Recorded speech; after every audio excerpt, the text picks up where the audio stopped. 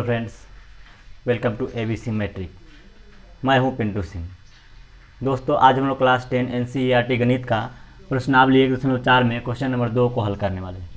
Question number 2 में कह रहा है कि ऊपर दिए गए प्रश्न में उन परिमेय संख्याओं के दशमलव प्रसारों को लिखिए जो शांत हैं।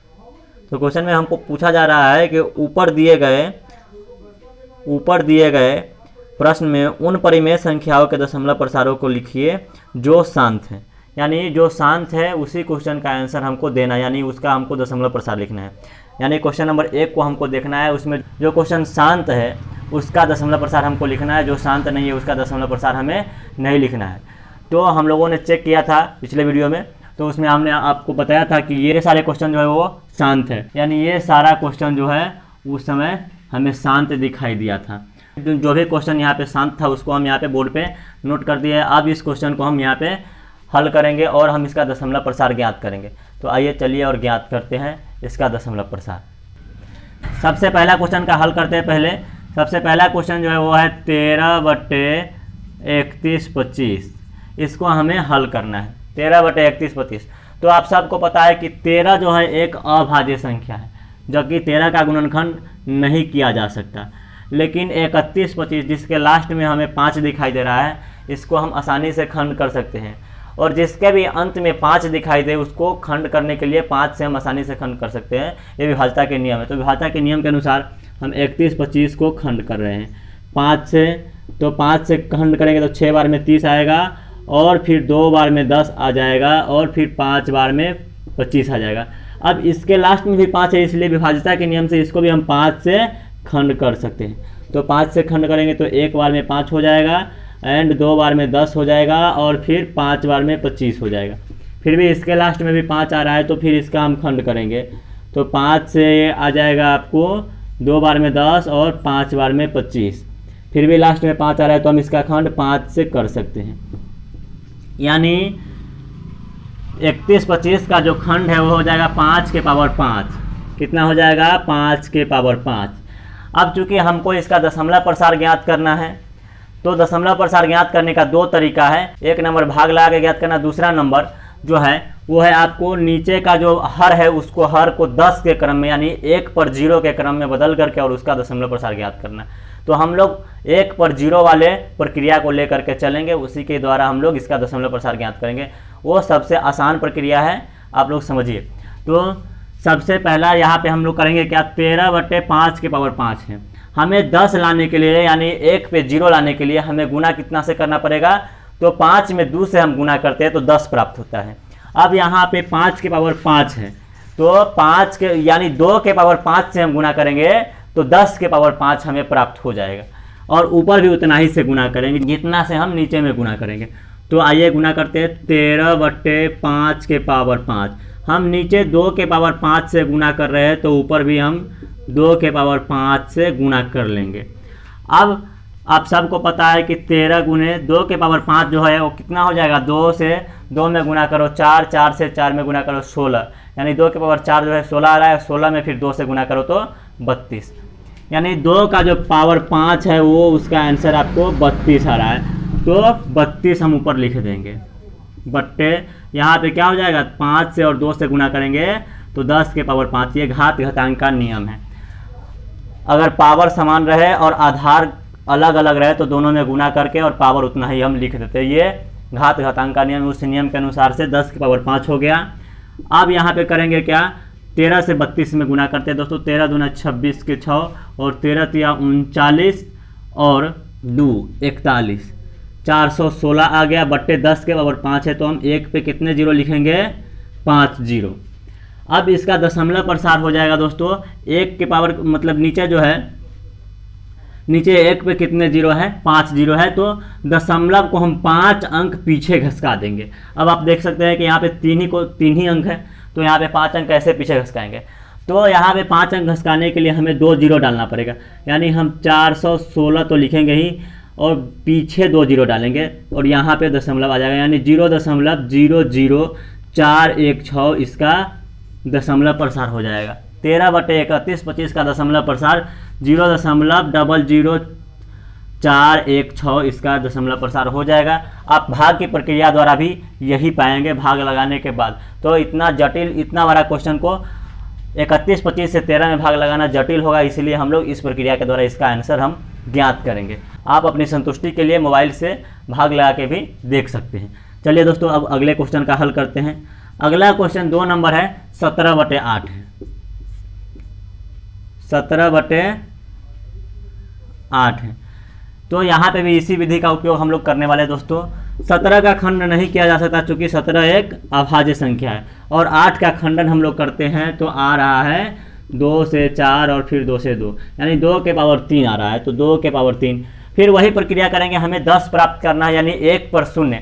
तो उसके लिए क्या करना पड़ेगा, 2 में 5 से गुना करना पड़ेगा, तब जाकर के 10 होगा।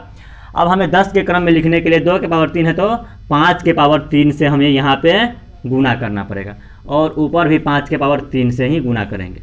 इस प्रकार से यहाँ पे करेंगे तो 17 और गुने 5 के पावर 3 क्या हो जाएगा, 5 से 5 में गुना करेंगे 25, और 25 से 5 में गुना करेंगे तो 125 यहाँ पे हमें आ जाएगा।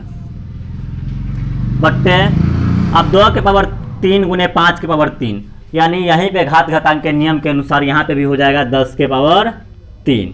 इस प्रकार से यहाँ पे आ जाएगा। अब यहाँ पे करेंगे क्या, हम इसका गुना कर लेंगे।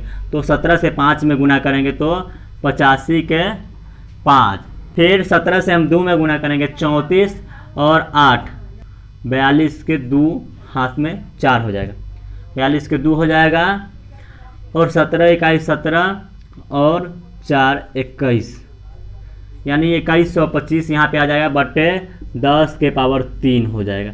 या फिर आप इसको इस प्रकार से लिख सकते हैं, 1 पे कितने जीरो, 3 जीरो, यानी दशमलव हम जब बैठाएंगे तो 3 अंक के बाद दशमलव को हम इधर कर लेंगे, दाहिने तरफ से हम गिनते हैं यहाँ पे। तो क्या हो जाएगा, 2.125, ये इसका दशमलव प्रसार हो जाएगा, यानी 17/8 का दशमलव प्रसार जो है वो 2.125 होगा। यानी आप डिवाइड करके भी संतुष्टि के लिए देख सकते हैं कि उतना ही आएगा। अब चलिए दोस्तों अगले क्वेश्चन में चलते हैं।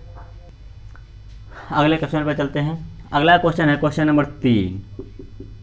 क्वेश्चन नंबर 3 में हमें दिया हुआ है 15/1600। 15/1600 हमें यहाँ पे करना क्या पड़ेगा, 15 है तो 15 तो इसको रहने ही देंगे। 16 का खंड करोगे तो 2 दूना 4 दूना 8 दूना 16, फिर 100 का खंड करेंगे तो 2 दूना 4 पंचे 20 पंचे 100। इस प्रकार से यहाँ पे आ रहा है। तो इसको हम खंड करेंगे यहाँ पे, तो एक प्रकार से हम यहाँ से 1 5 जो है गायब हो सकता है, यानी कट करके 3 यहाँ पे आ जाएगा। अब यहाँ पे ऊपर 3 रह जाएगा, नीचे 2 1 2 3 4 5 6, यानी 2 के पावर 6 हमें यहाँ पे आ रहा है। अब ऊपर गुना कर लेते हैं, यहाँ पे 5 है तो 5 का पावर 1 है, हमें 6 प्राप्त करना है तो 5 के पावर 5 लिखना पड़ेगा, यानी 1 5 यहाँ पे है। एक प्रकार से आप देखो तो 1 5 यहाँ पे है, और हमें 6 प्राप्त करने के लिए 5 के पावर 5 से हमको गुना करने की ज़रूरत है। तो ऊपर भी 5 के पावर 5 से हम यहाँ पे गुणा कर लेंगे। अब आइए गुणा करते हैं, क्या होता है। तो 3 गुने 5 के पावर 5, आप देख सकते हैं 5 के पावर 5 हमने पिछले क्वेश्चन में बनाया था। 5 का 31 25 का खंड किए थे तो 5 के पावर 5 आया था। आप सबको यहाँ पे दिखाई दे रहा होगा। तो यानी 5 का पावर 5 जो है वो 31 25 हम यहाँ पे आसानी से लिख लेंगे, क्योंकि 5 का पावर 5 जो है 31 25 हमको पहले ही हम 31 25 का खंड किया था तो 5 के पावर 5 आया था। अब यहाँ पर क्या हो जाएगा, 2 के पावर 6 और 5 के पावर 1 और 5 कितना हो जाएगा, 6 हो जाएगा। यानी 5 के पावर 6 और 2 के पावर 6, तो घात घातांक के नियम से ये भी क्या हो जाएगा, 10 के पावर 6 आ जाएगा। अब आइए आगे खंड करते हैं।